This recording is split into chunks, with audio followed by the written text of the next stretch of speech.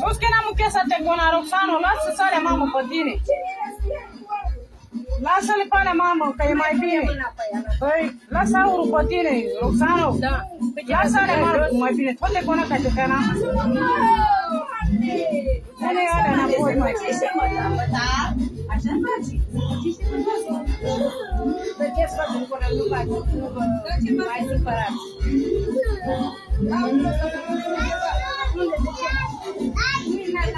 Mai bine pune-le la ureche să nu le pierde.